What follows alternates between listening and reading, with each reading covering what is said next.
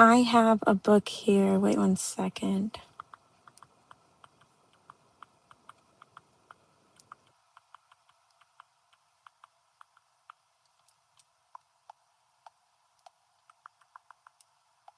Sorry. All right, I have a book here that I'm going to be reading. I got this book from Five Below, actually. This book is called The Seven Spiritual Laws of Success. It says it's 1 hour of wisdom, but I'm not quite sure if it's going to take more than an hour. I don't know, but I figured we could read it now. I'm currently at my son's football practice right now. They're out there playing, and I'm in the car. Normally, I'm out there too, but I don't know. I'm kind of tired from being up all day. So I just kind of wanted to. I don't know. I was gonna read this to myself, but why not read it with you guys? That way, if you wanted to listen to it, you can, and if you didn't, you don't have to. Yes. It was like maybe like 450 or something like that. But really Five Below has like a lot of go check out the books at Five Below. The books at Five.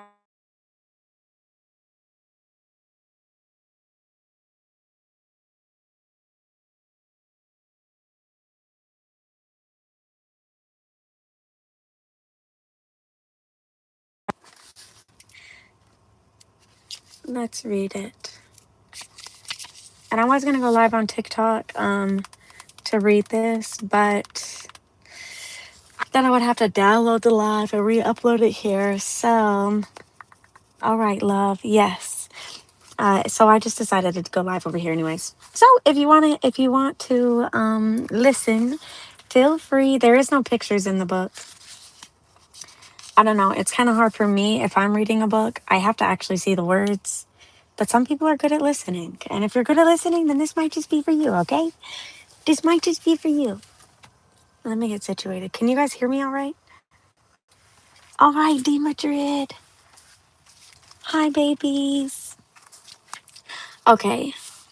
Books are an infinite in number, and time is short. Therefore, the secret of knowledge is to take what is essential. Take that and try to live up to it. No pictures. Note from the publisher on 1 hour of wisdom. Inspiration is a wonderful gift to give ourselves each day, to nurture our spirit, to be reminded of the power of life flowing through us, to be inspired to manage our power with greater awareness. This is the purpose of 1 hour of wisdom. Most of us spend more time taking care of our material possessions than we spend taking care of our spirit. In a world where there's so many things to require our attention, the larger purpose of our lives can be forgotten. This book captures the essence of the author's wisdom and shares a wealth of information in less time than it takes to prepare ourselves a meal. Words and ideas can heal the mind and nurture the soul. Words are alive with energy. They have the power to uplift and enliven, to transform. Feel the energy of words in these pages as I read them. Intend for the gift of their wisdom to be received. Life is a force flowing through us. Where we direct our attention is where our life force flows. Every moment is an opportunity to direct our attention to ideas that inspire us. Every day brings the promise of a new beginning and the opportunity to transform every life challenge into a gift. 1 hour, one idea, One act of love can make all of the difference. There is an art to living with joy, a science to managing all forms of energy, including our own. Learning to manage the force of life flowing through us is a worthy endeavor, and that brings many rewards. May this book help you to see yourself with greater clarity. May its wisdom help you express all the power of your spirit and to fulfill your most cherished dreams. Perhaps you'll read this book in less than 1 hour, but if you read it again and again, the essence of its wisdom will linger for a lifetime. The ancient sages described the most effortless way to bond with the universe and fulfill our desires. Their guiding motto turns out to be exquisitely simple. Enact in accord with the laws of nature. Okay, this is the introduction. This book is titled with 7 Spiritual Laws of Success, but it could also be called the 7 Spiritual Laws of Life, because these are the same principles that nature uses to create everything in material existence. Everything we can see, hear, smell, taste, or touch. When this knowledge is incorporated in our consciousness, it gives us the ability to create unlimited wealth with effortless ease and to experience success in every endeavor. Success in life can be defined as the continued expansion of happiness and the progressive realization of worthy goals. There are many aspects to success. Material wealth is only one of them. Moreover, success is a journey, not a destination. Material abundance, in all its expressions, happens to make the journey more enjoyable, but success includes good health, energy, and enthusiasm for life, fulfilling relationships, creative freedom, and a sense of well-being. Success is the ability to fulfill our desires with effortless ease. And yet, success, including the creation of wealth, has always been considered to be a process that requires hard work. And it is often considered to be at the expense of others. We need more spiritual approach to success and to influence, which is the affluence, which is the abundant flow of all good things to us. In spiritual terms, success is measured by how efficiently, how effortlessly we co-create with the universe. Hard work, struggle, and frustration are the opposite of what the ancient sages taught. They knew that spirits lies at the source of all achievements in life. They always began at the source, and they defined the source as pure potentiality, potentiality,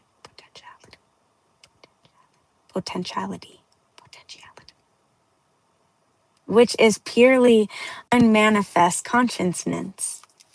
The beauty of beginning at the source is that power resides there, the power of our inner being, the power of our spirit. Ooh. In every seed lies the promise of a forest. Unseen energy flows into material manifestation. The physical laws of the universe are actually the process by which the unmanifest, unknown, and invisible is transformed into the manifest, known, and visible. Our most cherished desires are pure consciousness seeking expression from the unmanifest to the manifest. And if we give our deeper instincts a chance, success in life is not only possible, but inevitable. With the knowledge and the practice of 7 spiritual laws, we align with nature's intelligence, and our dreams and desires are easily fulfilled. When we understand these laws and apply them in our lives, anything we want can be created. Thank you guys for the likes. That was just the introduction, okay? Number 1, chapter 1.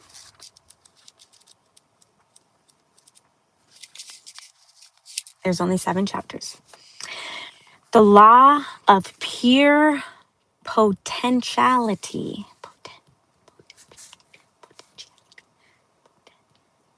Potentiality of pure potential. Okay. Potentiality. The law of pure potentiality. Okay.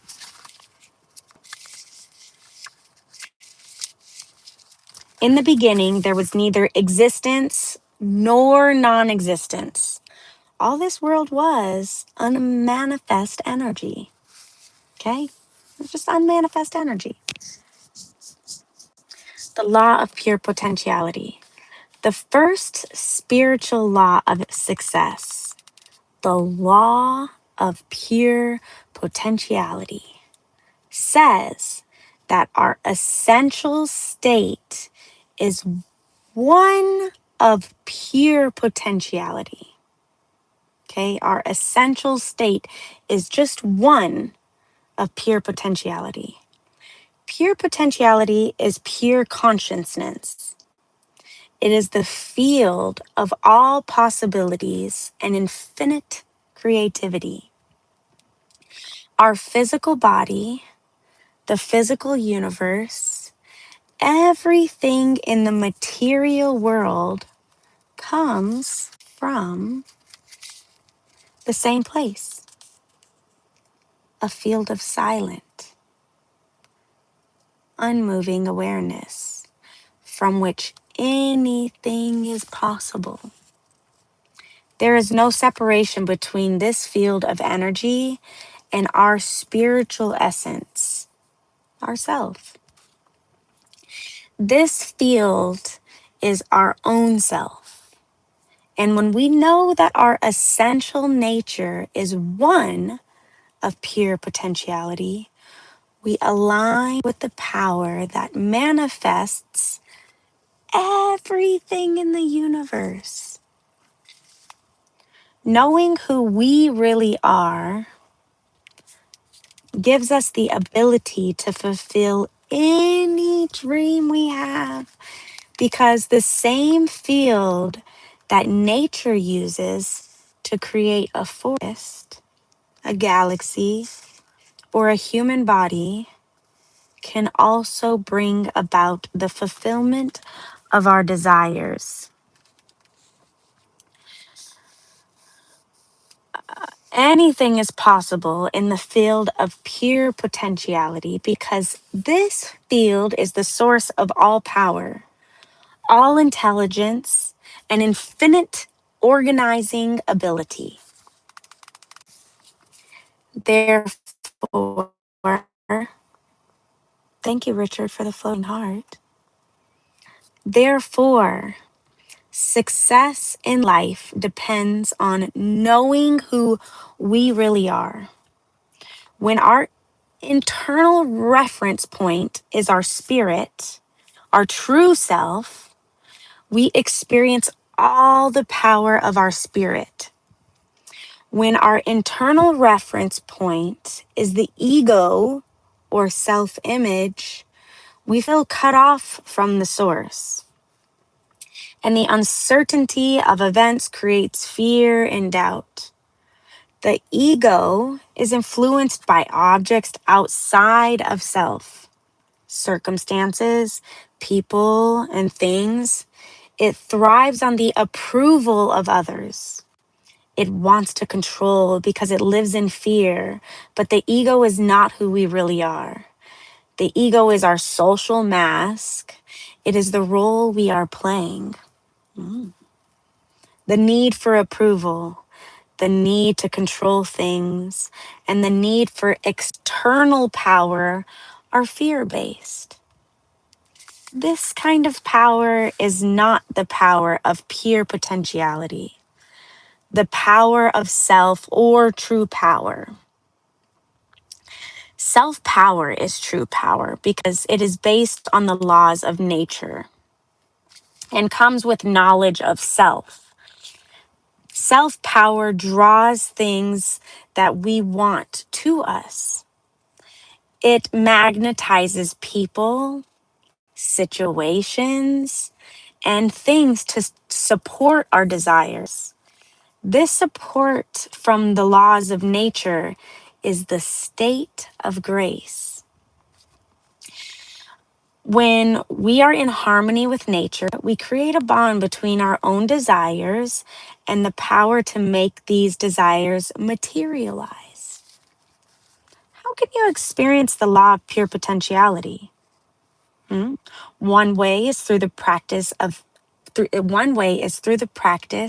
silence and meditation. This means tuning out the world and taking time to simply be. In the Bible is the expression, be still and know that I am God. Stillness is the first requirement for manifesting your desires because in stillness, you connect with the field of pure awareness and infinite organizing power.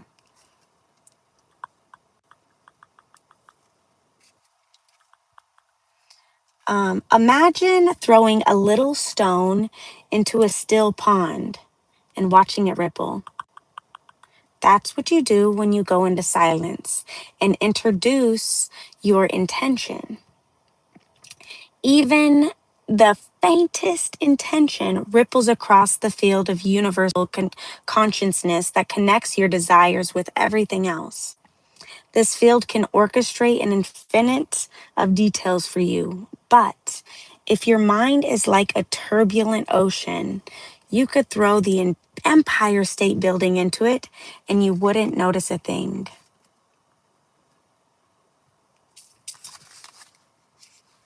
Sorry, we got distractions in the chat. Practicing non judgment is another way to experience the law of pure potentiality. When you are constantly judging things as right or wrong, good or bad, you create a lot of turbulence in your internal dialogue. This turbulence constricts the flow of energy between you and the field of pure potentiality.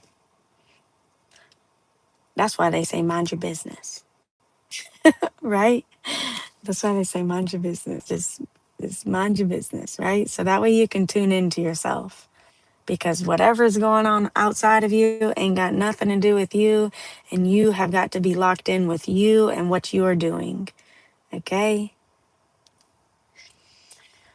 Okay. Practicing non judgment is another way. Did I already say this? No. Practicing non judgment is another way to experience the law of pure potentiality.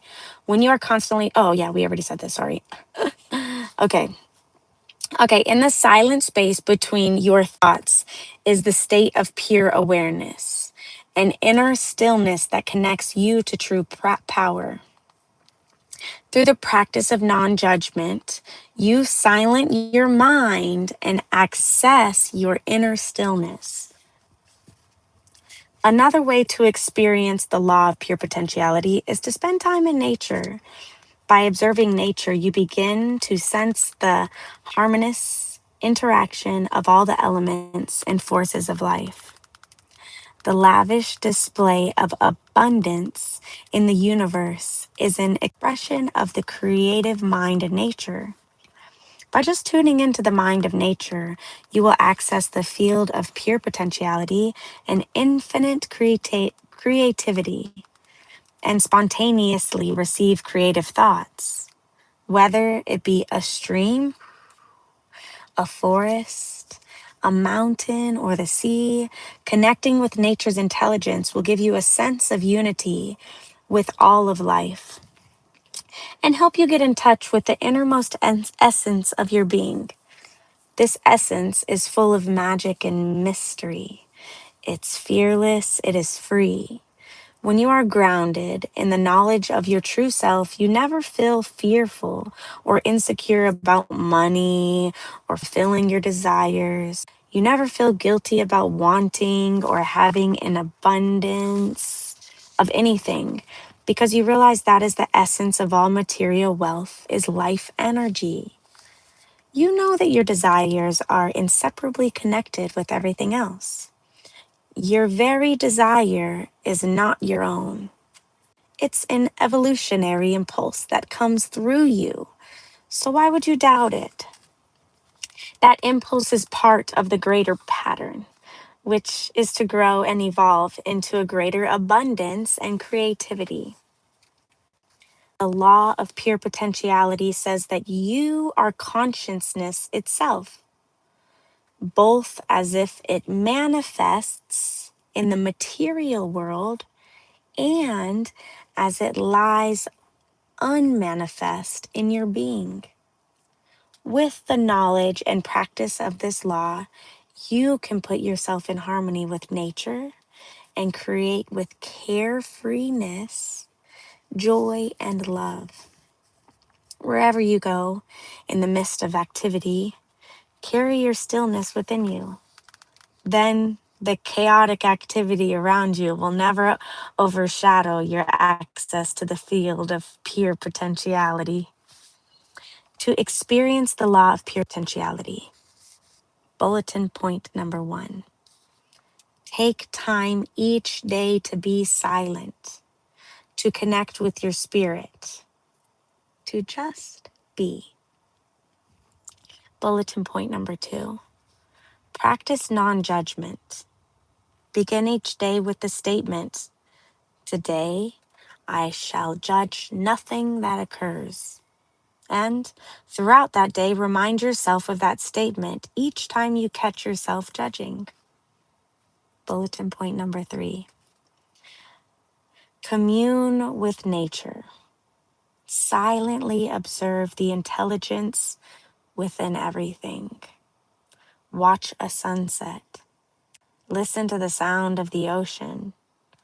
Or simply smell the scent of a flower.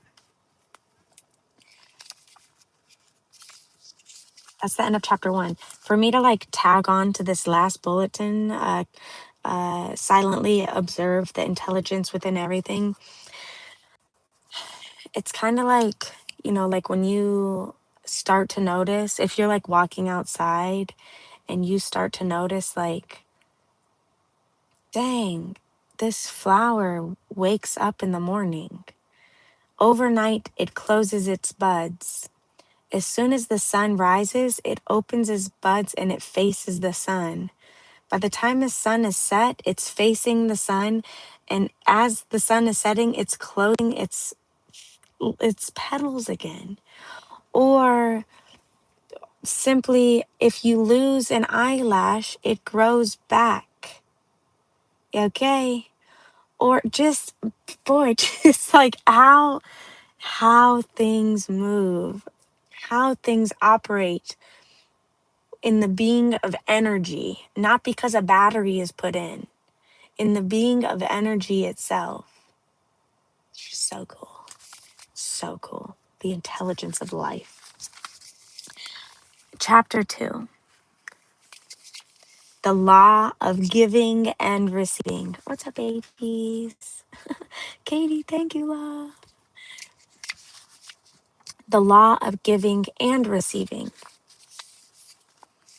Thy infinite gifts come to me only on those very small hands of mine. Ages pass, and still thou pourest, and still there is room to fill. That's the little quote. Starting chapter 2. The law of giving and receiving.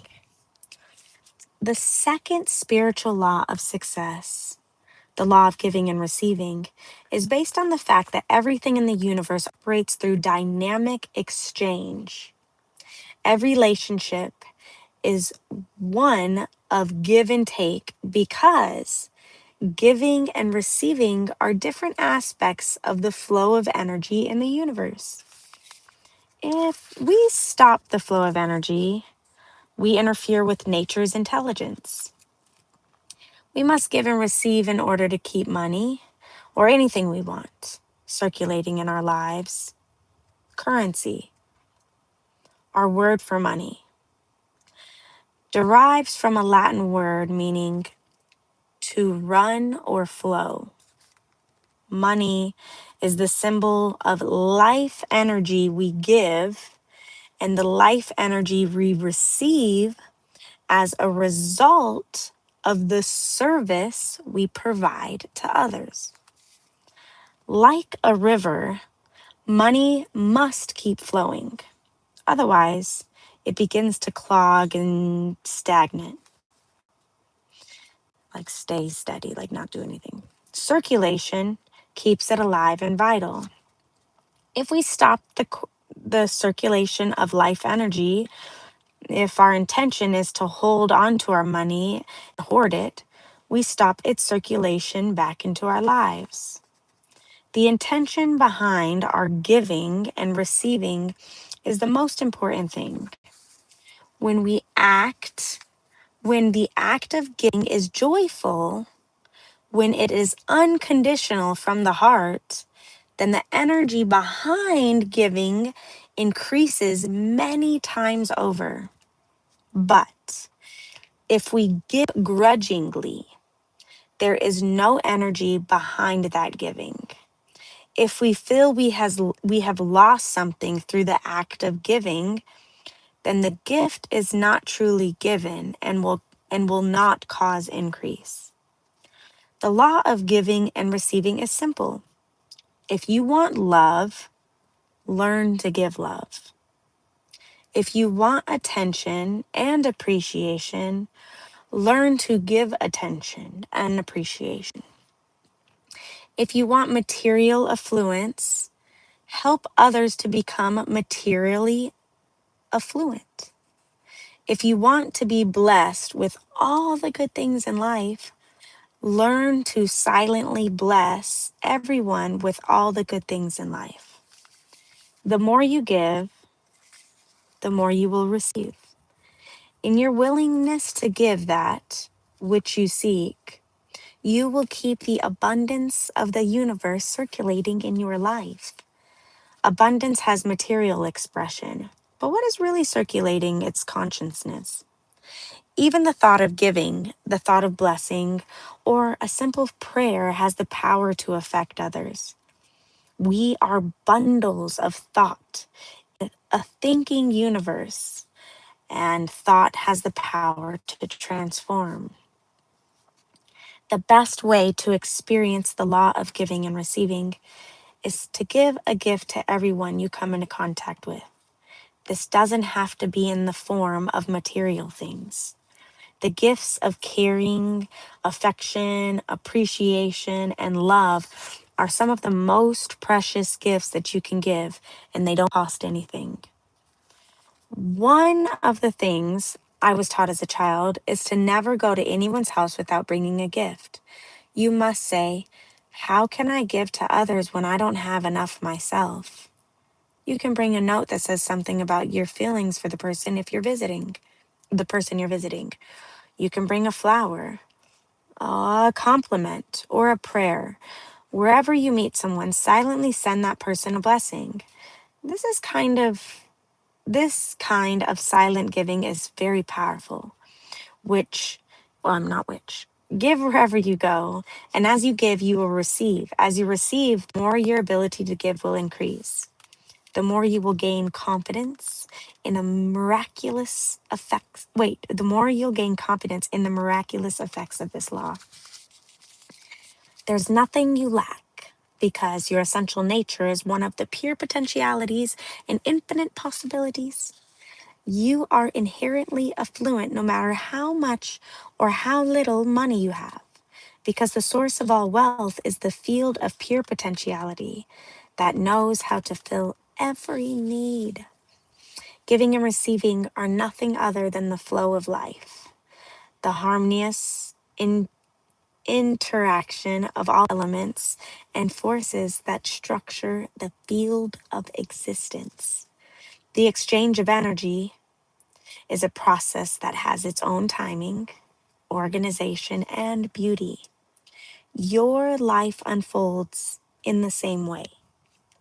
Everything that comes to you isn't something you earn, but a gift freely given by the universe, which means it comes from a deep awareness of what you need. That's so true. I believe that. I believe that.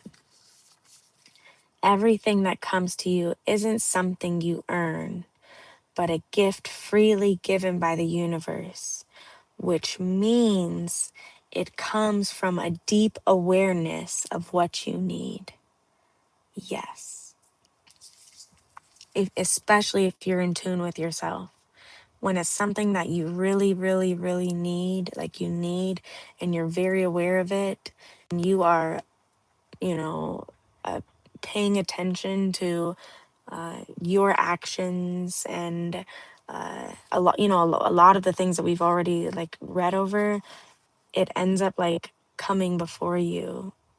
You know what I'm saying?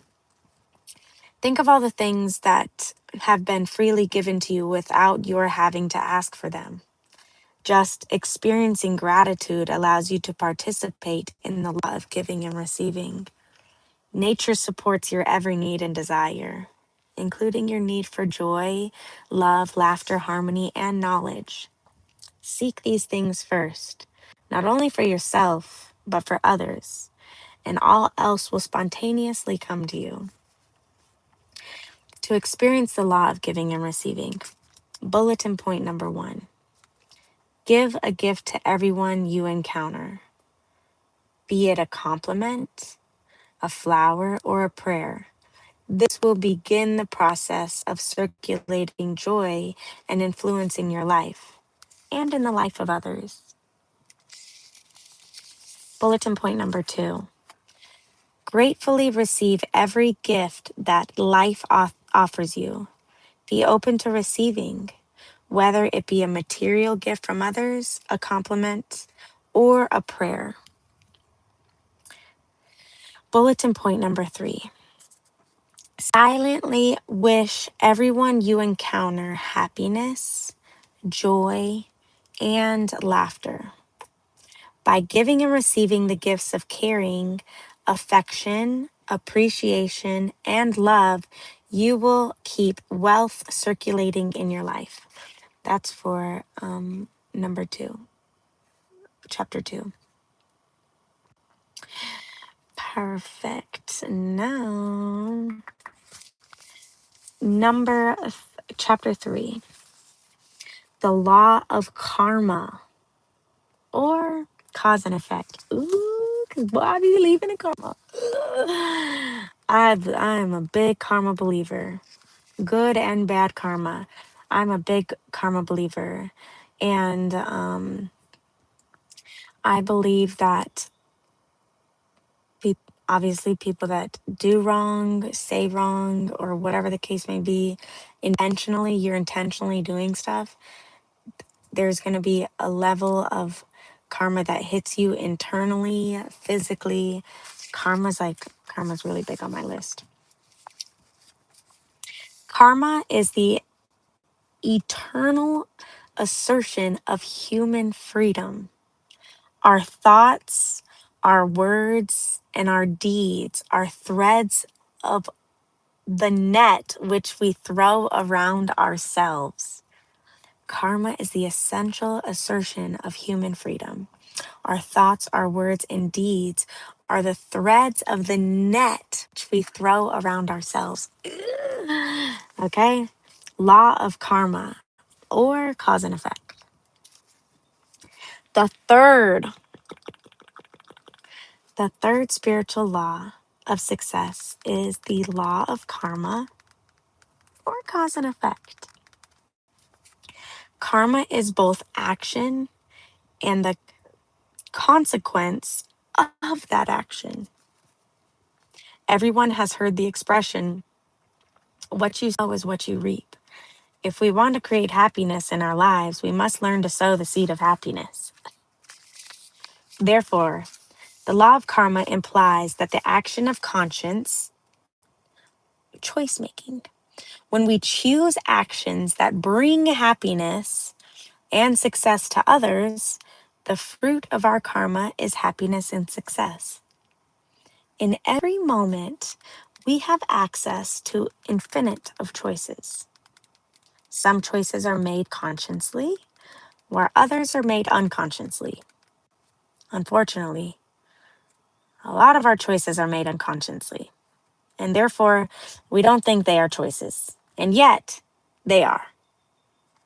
As a result of conditioning, our choices are often triggered by people and circumstances into predictable outcomes. Are you catching on? If I were to insult you, you would most likely make the choice of being offended. If I were to pay you a compliment, you would most likely make the choice of being flattered. But think about it. You could make the choice of not being offended by an insult. You could make the choice of not letting a compliment flatter you either. The best way to use karmic, karmic, the best way to use karmic law. Wow, I've never seen that word. The best way to use karmic law is to step back and witness the choices you are making in every moment. When you make any choice, ask yourself two things. What are the consequences of this choice? And will the choice that I am making bring happiness to me and to those around me? There's always one choice that will create maximum happiness for both you and those around you. This choice is the spontaneous right action because it's the action that nourishes you and everyone else who is influenced by that action. How do you make spontaneous right choices? By paying attention to the sensations of comfort and discomfort in your body. At the moment you make a choice, ask your body, what are the consequences of this choice? If your body's a message of comfort, that's the right choice. If you feel uneasiness in your body, even as you ask the question, that's not the appropriate choice. For some people, the message of comfort or discomfort is in the area of the solar plexus. For most people, in the area of the heart. Put your attention on your heart and ask your heart what to do. Then pay attention to how you feel. The response may be the faintest level of feeling, but it's there. You will know the answer is right because it will feel right without any lingering doubts. The heart knows the correct answer because it taps into the field of pure potentiality and infinite organizing power. It takes everything into account. The heart is intuitive and holistic. It's a win-win orientation. And though the answer may not seem rational, the heart is far more accurate than anything within the realm of the rational thought. You can use the law of karma to create money and the flow of all good things to you. But first, become aware of the choices that you are making in every moment. The more you become aware for your choices, the more you will make choices that are spontaneously correct for both you and those around you. How can you apply the law of karma to the choices you've already made? Most people pay their karmic debts. Unconsciously, of course. Sometimes there's a lot of suffering involved, but the law of karma says No debt in the universe ever goes unpaid. If you want to transform your karma to a more desirable experience, look for the seed of opportunity within every adversity and tie that seed of opportunity to your dharma. This is a new word for me. Dharma, or purpose in life. Dharma. Dharma? I've never seen that word. Let me reread that because I ain't never seen that word. If you want to transform your karma into a more desirable experience, look for the seed of opportunity within every adversity and tie that seed of opportunity to your dharma, or purpose of life. This will enable you to convert the adversity into benefits and transfer the karma into a new expression. Begin by asking yourself, what message is the universe giving to me? What can I learn from this experience, and how can I make it useful to my fellow human beings? For example, if you break your leg while playing sports, perhaps the message is that you need to slow down or be more attentive to your body. And if your purpose in life is to teach others, then by asking, what can I learn from this experience? And how can I make it useful to my fellow human beings? You may decide to share what you've learned by writing a book about playing sports safely. This transforms your karma into a positive experience.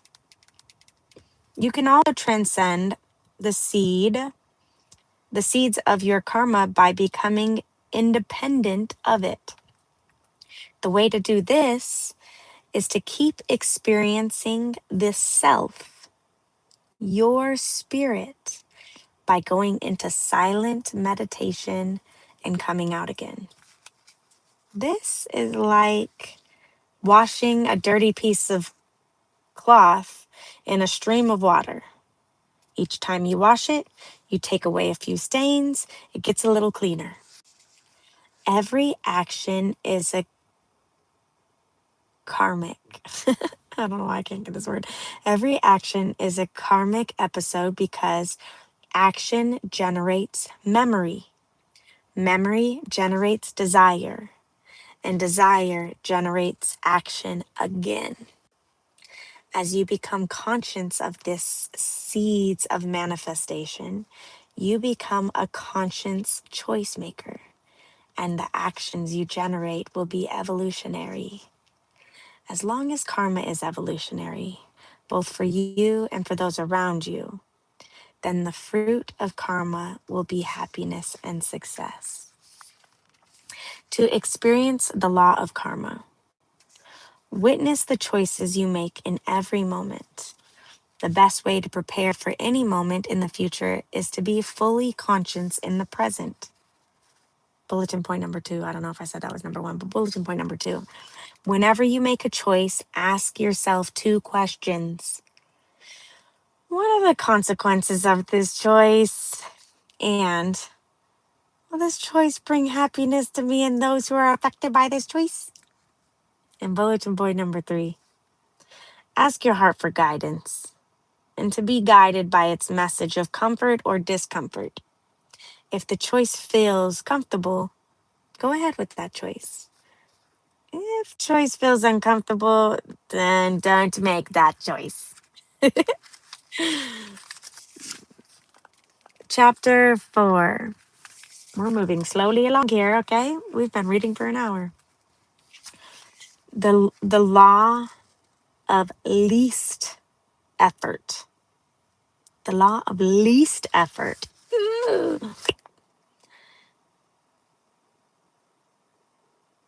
And integral, integral. An integral being knows without going, sees without looking, and accomplishes without doing. The law of least effort. The fourth law of success, the fourth spiritual law of success is the law of least effort. It's based on the fact that nature's intelligence functions with effortless ease, with carefreeness, harmony, and love. This is the principle of do less and accomplish more. When we learn this lesson from nature, we easily fulfill our desires. If we observe nature at work, like the sun setting, we see that the least effort is expended. Grass doesn't try to grow, it just grows. Fish don't try to swim, they just swim. This is their in hold on, we got some big words. It's probably not even this is their intrinsic. Intrinsic. This is their intrinsic nature. This is their intrinsic nature. Intrinsic nature. Intrinsic nature. Sorry. This is their intrinsic nature. And I gotta use that. They could have just said, this is natural instinct. It is the nature of the sun to shine. It is the human nature to make our dreams manifest into physical form, easily and effortlessly. What is commonly called a miracle is actually an expression of the law of least effort. Least effort is expended when our actions are motivated by love, because nature is held together by the energy of love. When we seek power and control over other people, we spend energy in a wasteful way. When we seek money for personal gain only, we cut off the flow of energy to ourselves and interfere with expression of nature's intelligence. We waste our energy chasing the illusion of happiness instead of enjoying happiness in the moment. Attention of the whims of the ego consumes the greatest amount of energy. But when our internal reference point is our spirit, our actions are motivated by love, and there is no waste of energy. Our energy multiplies, and the surplus energy we gather can be channeled to create anything we want, including unlimited wealth. When we harness the power of harmony and love, we use our energy creatively for the experience of affluence and evolution. Okay, gotta channel in. How can you put the law of least effort into action? There are three things you can do. The first thing is to accept people. The first thing to do is to accept people, situations, and events as they are, not as you wish they were in this moment. This moment is as it should be because it took the entire universe to make this moment. When you struggle against this moment, you struggle against the entire universe. You can intend for things to be different in the future, but in this moment, accept things as they are. The second thing is to take responsibility for your situation and for all the events you see as problems. This means not blaming anyone or anything for your situation, including yourself. Responsibility means the ability to have a creative response to the situation as it is now. All problems contain the seed of opportunity, and this awareness allows you to take the moment and transform it into a better situation. Thank you, baby. If you do this, every upsetting situation becomes an opportunity for the creation of something new and beautiful. Every tormentor or tyrant becomes your teacher. The relationships you have attracted in your life are precisely the ones you need at this moment. There's a hidden meaning behind all events that is serving your own evolution. And if you choose to interpret reality this way, then you will have many teachers and many opportunities to evolve. I liked that. It's so true. A third way to put law of least effort into action is to practice defenselessness. Defensive, defenseless, defenselessness, not defensive, defenselessness. This means relinquishing the need to convince others your point of view. By doing this, you gain enormous amounts of energy that have previously been wasted.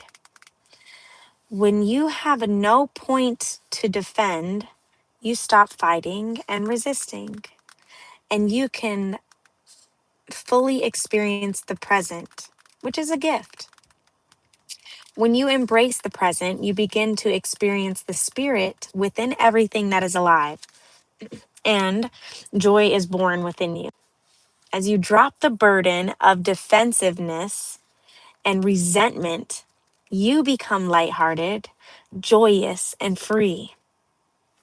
In this joyful, simple freedom, you will know what you want is available to you whenever you want it, because your want is coming from the state of happiness, not a state from anxiety and fear. The law of effort, the law of least effort assures us that there is always a simple, natural path to fulfillment. Nature's intelligence unfolds spontaneously through the path of least effort and no resistance.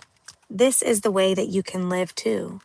When you combine acceptance, responsibility, and defenselessness, your life flows with effortless ease. Your dreams and desires flow with nature's desires. Then you can release your intentions without attachment. And when the season is right, your desires will blossom into reality. 3 bulletin points to experience the law of least effort. Bulletin point number 1: accept people, circumstances, and events as they are in this moment. When confronted with any challenge, remind yourself this moment is as it should be, because the entire universe is as it should be. Bulletin point number 2: take responsibility for your situation without blaming anything or anyone, including yourself. Every problem is an opportunity to take the moment and transform it into a greater benefit. And bulletin point number 3: relinquish the need to defend your point of view. Stop trying to defend your point of view. Stop. Don't waste your time, okay? Relinquish it. You don't need to defend your point of view.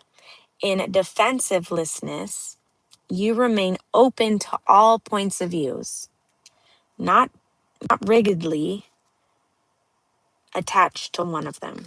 Like, don't just be attached to just one. Like, just see different points of views. Chapter 5: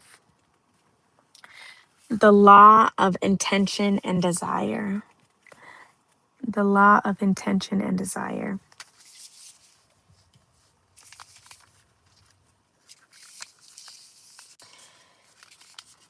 In the beginning, there was desire, which was the first seed of mind. The law of intention and desire. The fifth spiritual law of success, the law of intention and desire, says that our intentions and desires, when released in the field of pure potentiality, have infinite organizing power. Just by introducing an intention in the fertile ground of pure potentiality, we activate this field and put its infinite organizing power to work for us. This isn't a mystical notion. Every time we have a desire to walk or lift our arms, our intention incites millions of chemical reactions and electrical impulses that obey fixed laws of nature. Science. The fifth spiritual law says that inherent in every desire are the mechanics. This is very, I hope you guys are catching on, because boy, if I didn't see the words, I would have been lost. Okay.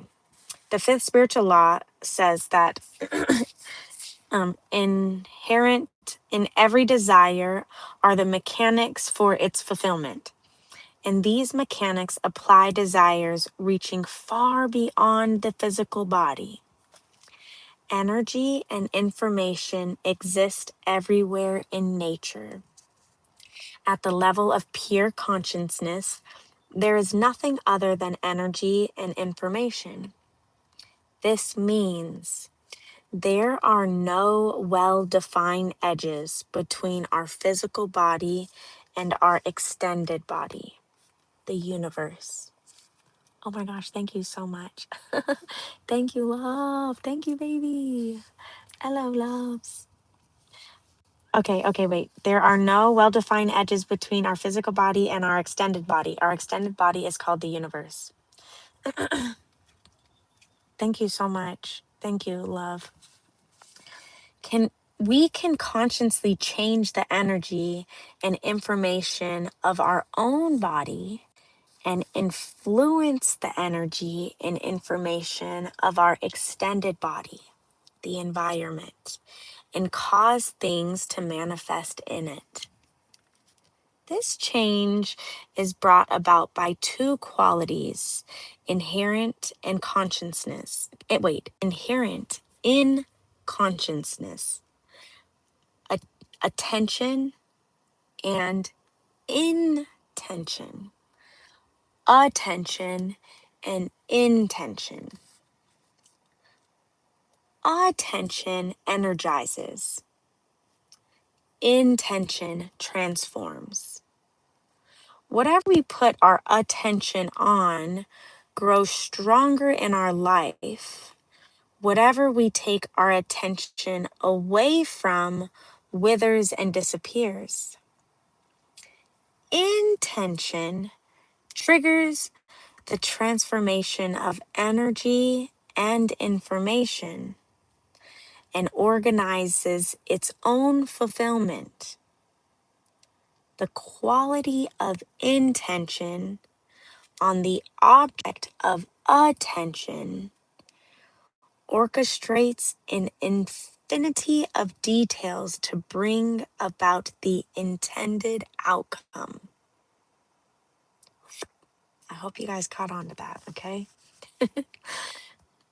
We see the expression of this organizing power in every blade of grass, in every flower, in everything that is alive.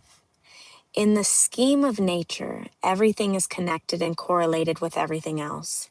The groundhog comes out of the earth, and we know it's going to be spring. The birds begin to migrate in a certain direction at certain time of the year. Nature is a symphony that is silently orchestrated by the ultimate ground of creation. As long as we do not violate the other laws of nature, we can use conscious intent to literally command the powers of nature to fulfill our dreams and desires. Intention is the real power behind desire because it desires without attachment to the outcome. Desire in most people is attention with attachment to the outcome. But when we combine intention with detachment, our intent is for the future, while our attention is in the present. Present moment awareness is powerful because the future is created by our actions in the present. We cannot take actions in the past or in the future. Past and future are born in the imagination. Only the present, which is awareness, is real and eternal. If we practice moment awareness, and the imaginary obstacles, which are more than 90% of the obstacles, disappear. The remaining obstacles can be transformed into opportunities through one pointed intention. This means holding our attention to the intended outcome with such unbending purpose, we refuse to allow obstacles to consume our attention or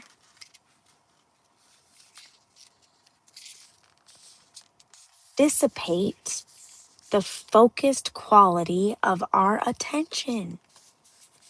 This is the power of a focused intention and detachment simultaneously. Hold on. Simultaneously. Simultaneously. I know the word. Just looks just a little. Okay, simultaneously. Okay. How can you harness the power of intention to fulfill your dreams and desires? Okay. You can get results through effort, but if you follow these 5 steps in the laws of intention and desire, your intention will generate its own power.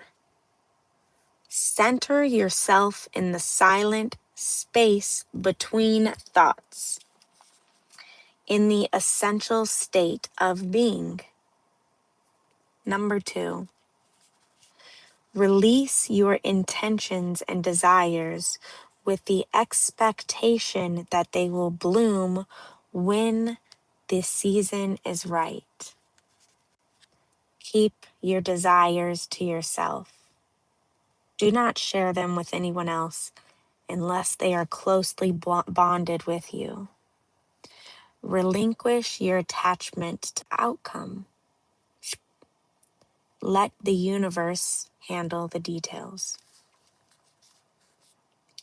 Remember, your true nature is one of pure potentiality. You don't need to look at yourself through the eyes of the world or allow yourself to be influenced by the opinion of others. Remain established in the awareness of your true self. Carry the awareness of your spirit wherever you go, and gently release your desires, and the universe will orchestrate all the details for you. Okay, the 3 bulletins to experience the law of intention and desire. Remember, attention and intention. Okay. Bulletin point number 1. Make a list of your intentions and desires. And look at this list before you go into silence. Before you go to sleep at night, and when you wake up in the morning. Bulletin point number 2. Release your desires to the field of pure potentiality, trusting it to handle all the details for you. knowing that when things don't seem to go your way, there is a reason. Bulletin point number 3. Practice present moment awareness in all your actions. Refuse to allow obstacles to consume your attention in the present moment. Okay? This one's good. I liked that chapter. I know, like, for bulletin point number 2, they say let go and let God, right? But if you're not like religious, like a spiritual way is like let go and let the universe, like just put it out there for you in the universe, and then the universe does its thing. Okay, number chapter 6. We got 2 chapters left, okay? The law of detachment. Ooh, this is what a lot of us need. The law of detachment. This is what a lot of us need. Like the world, just because it's so easy to become attached to people, places, and things, and addictions. And so the law of detachment, I don't even know what this chapter is about to say, but I'm pretty sure I understand already. Okay, the law of detachment. The ego and the self dwell in the same body. The former eats the sweets and sour fruits of the tree of life, while the latter looks on in detachment. That's just like the little thing. Okay, the 6th spiritual law of success, the law of detachment, says that the way to acquire anything in the universe is to relinquish our attachment to it. This doesn't mean we give up the intention to create our desire. We don't give up the intention, and we don't give up the desire. We give up our attachment to the outcome. The moment we combine one pointed intention with detachment to the outcome, we will have that which we desire. Anything we want can be acquired through detachment, because detachment is based on the unquestioning belief in the power of self. The source of wealth, or of anything in the physical world, is the self, the field of pure potentiality that knows how to manifest everything. All we need to do is nurture our deepest intentions in our heart and go with the flow.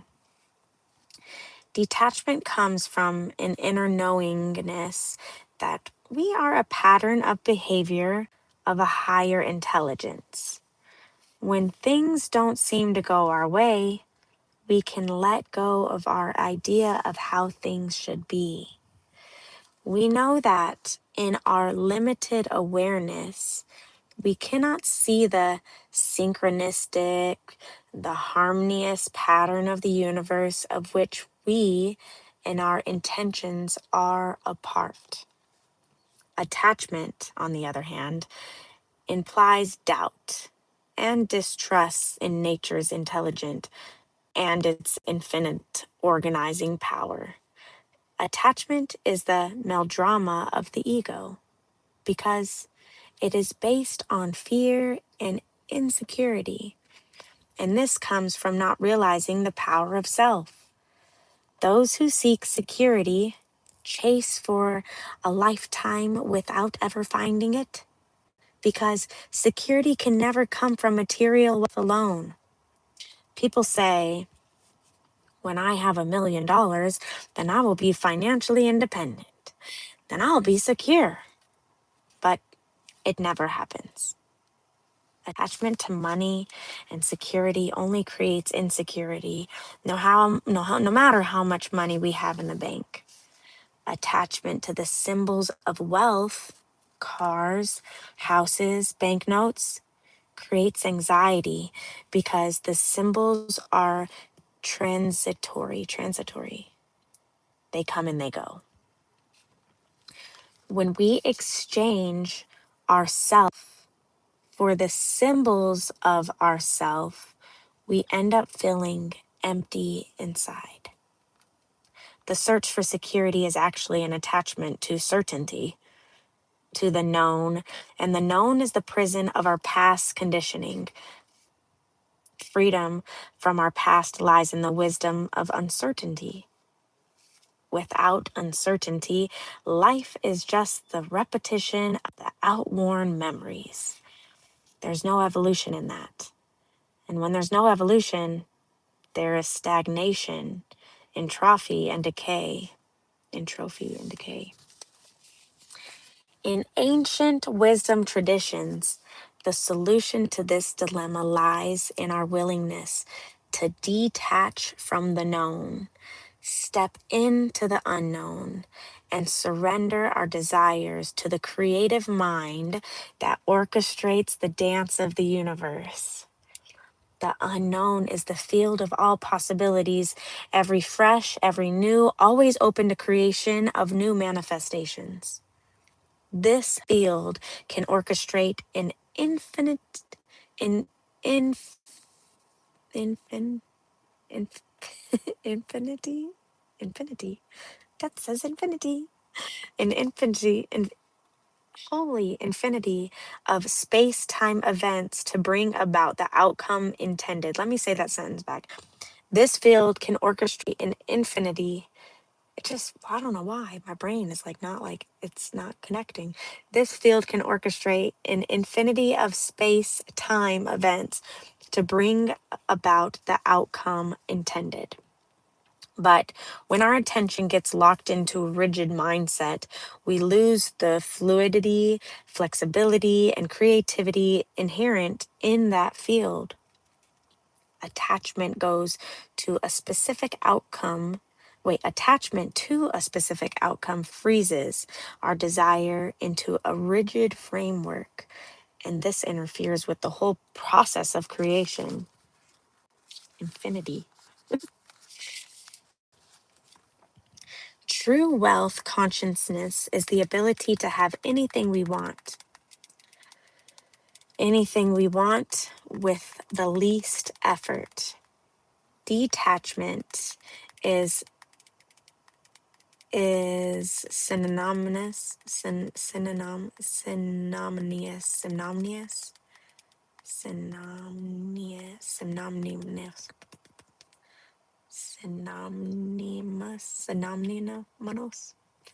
I don't know. Synom wait synonymous. It says synonymous. Why did I split the word out like that? That makes it hard for people like me to read it. Synonymous. Synonym. Anyways, with the wealth of consciousness. Because with detachment, there is a freedom to create. How can we create when we're clinging and grasping of full anxiety? We don't need to have a complete and rigid area of what we'll be doing next week or next year, because if we rigidly attach to that idea, then we shut out a whole range of possibilities. That's what I'm saying. That's the same thing I'd be saying, okay? The law of detachment does not interfere with goal setting.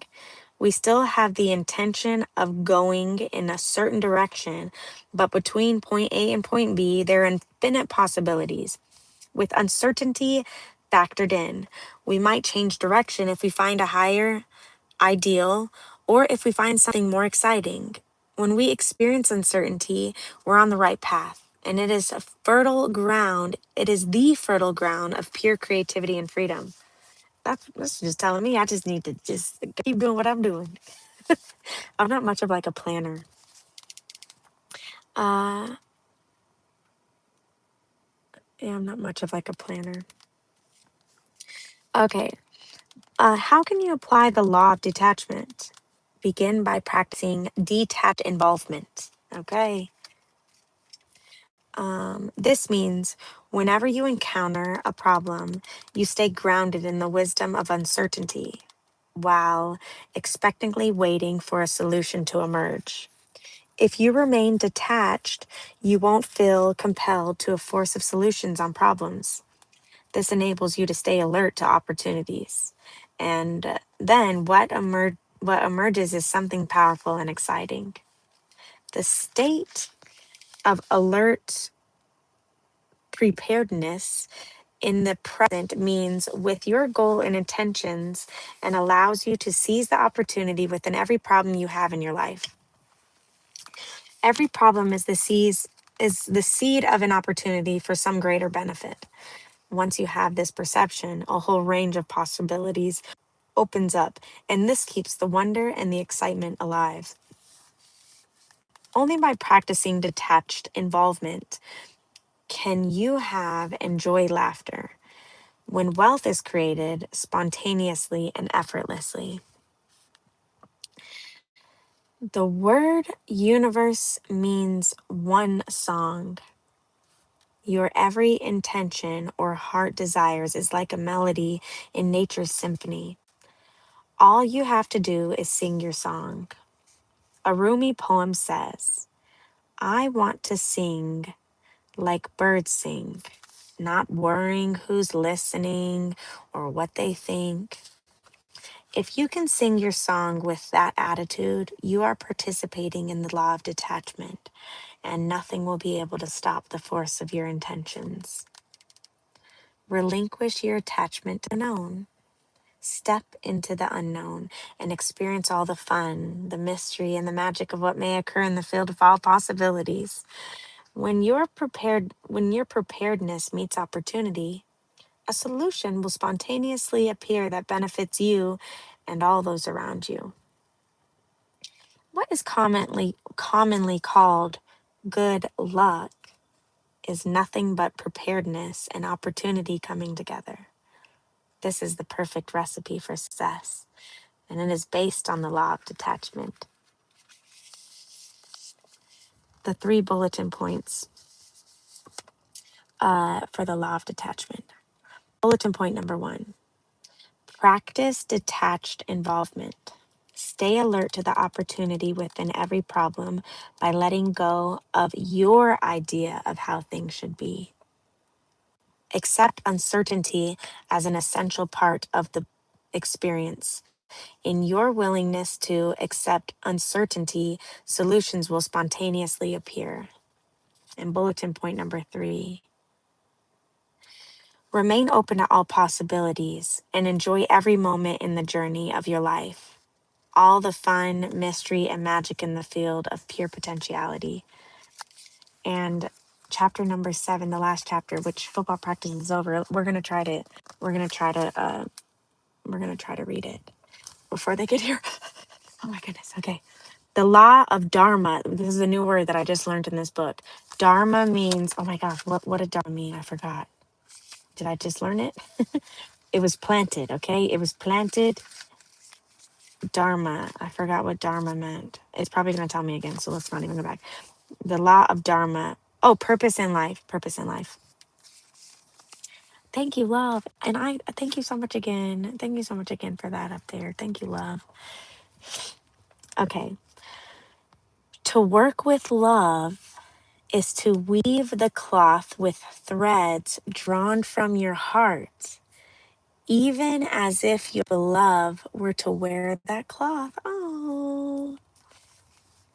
The seventh spiritual law of success, the law of dharma or purpose in life, says that we are spiritual beings who have taken physical form to fulfill a purpose. Everyone has a purpose in life, a unique gift or a special talent to give to others. And for every unique talent and expression of that talent, there are also unique needs. Yes, it's like yin and yang. When we blend to this unique talent with service to others, we experience the ecstasy and exfoliation, exfoliation, exhalation, exaltation, exaltation, exultation of our spirit. This is the goal of all goals. There are three components to the law of Dharma. The first component says that each of us is here to discover our true self, to find out that we are spiritual beings or divinity in disguise. Okay? The second component to the law of Dharma says that each of us has a unique talent that we are here to express. Our talent is so unique that no one else alive has that talent or that expression of that talent. When we are expressing our unique talent, or more than one talent in many cases, we are happy and we lose track of time. I feel like I'm losing track of time myself here. Okay, the third component of the law of Dharma says that we are here to serve our fellow human beings with our talent by asking a question: how can I help all of those who I come into contact? We combine the expression of our unique talent with a service to humanity and make full use of the law of Dharma. I'm surprised I've never heard about the law of Dharma, but boy, I like it. Okay. The experience of our spirituality, coupled with expression of our talent in service to humanity, gives us access to unlimited abundance. This is the spark that generates abundance and is permanent, not temporary, because this is the real way abundance is achieved. By asking the question, how can I help? Instead of, what's in it for me? We go beyond the internal dialogue of the ego into the domain of our spirit. That part of our awareness is where we experience our universality. Universality, I guess so. The law of the law of Dharma applies more than seeking work that we love. It implies our unique destiny, our place in the cosmic plan. It implies a shift in consciousness that begins when we align ourselves with our highest vision. Then we become the manifestation of that vision. The force that serves as a bridge to such transformation is also known as Dharma.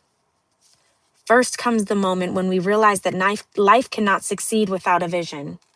Then we arrived at the biggest mystery of all. What is the meaning of our lives? It's the scheme of the universe. The root of the word dharma in Sanskrit gives us a valuable clue. It means to uphold. We know we've become a part of that cosmic plan when the universe upholds us and supports us. The seventh spiritual law of success brings the preceding six laws to fruition. Fruition? Fruition?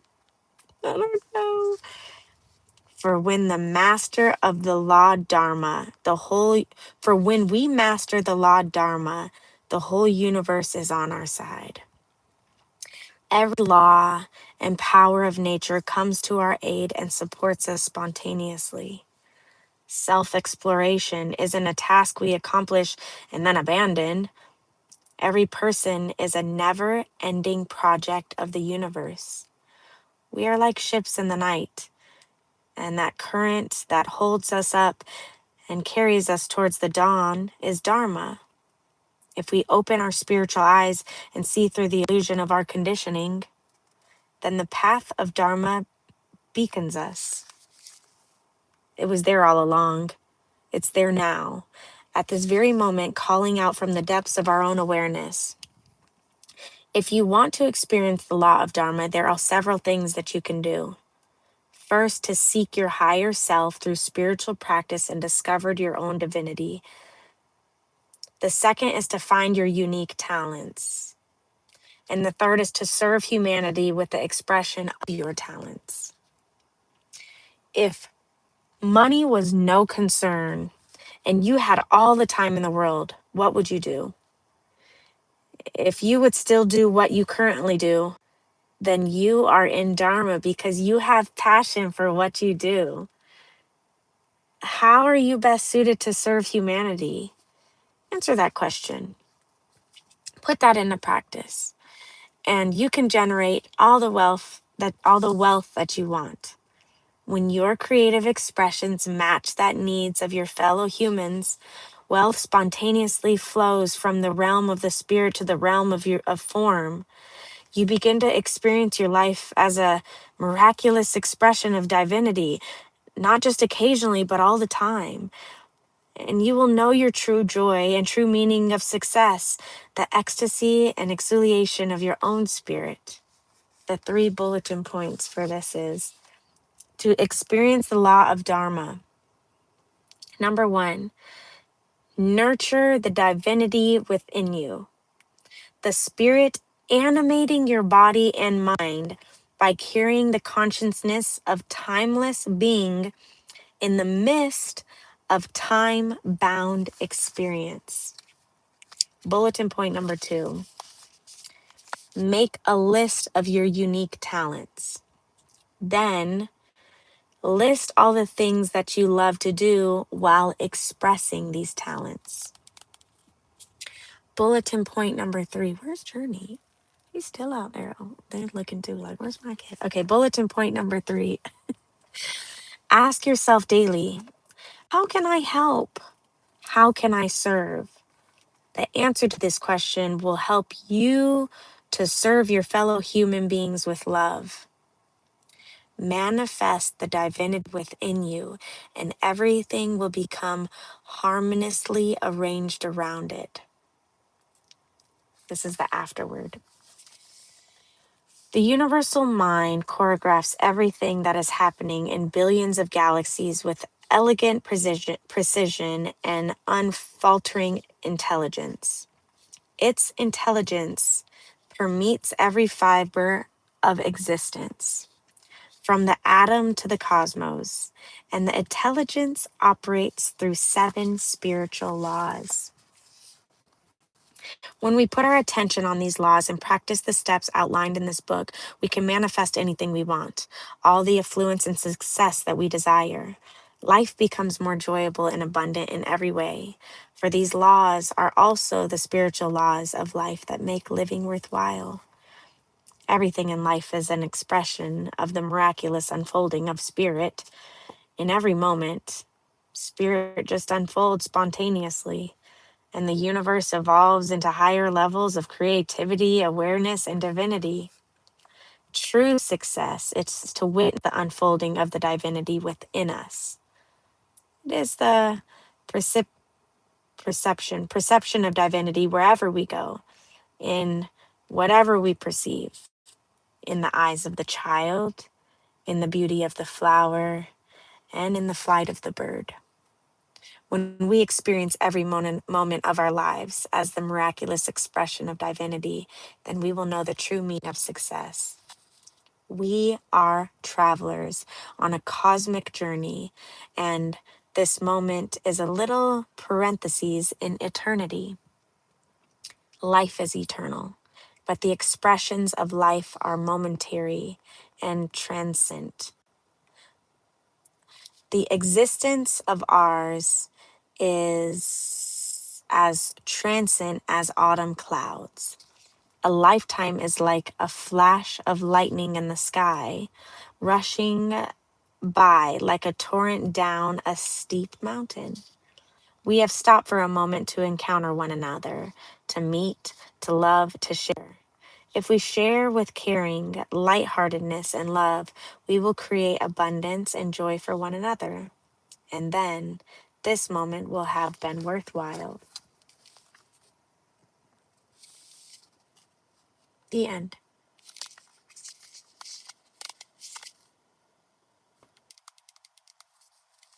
I think this is definitely like a book that you could read like multiple times, and like like the more you read something, the more you get out of it or whatever.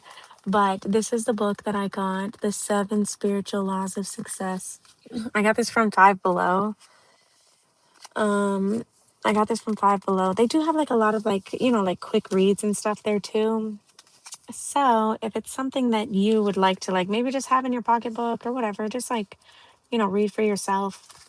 And say bye below. It's 7:45 now. I'm about to get off because I do have classes at 8:30. I have to go find my son.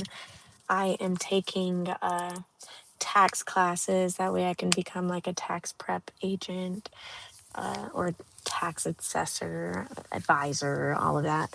Um, so, and it's 7:46 now. So yeah, but we're crunch time, crunch time. Anyway, so I love you guys. Thank you guys for tuning in tonight. My classes start at 8:30 or 9. They're only supposed to be hours. So if they are an hour, then we'll be live over on TikTok right after that. If there are 2 or 3 hours, and then we will not be live tonight, but I will be posting on my Facebook, Instagram, Discord, as well as on the my bulletin channel on TikTok that I will be live. I love you guys. Thank you guys so much. Magdalene, thank you, love. AD Powers, thank you guys so much. Thank you guys so much for being here. I appreciate you for listening. And if you did miss it, as though I'm not a teacher and I obviously don't know all the words in the dictionary and I'm very surface level with my vocabulary, but if you did want to re-listen to this will be available for a replay as soon as I close it down. I think it just has to do some uploading, but you'll be able to go back and listen to this again. Thank you guys so much. I love you guys. And I'll see you guys later.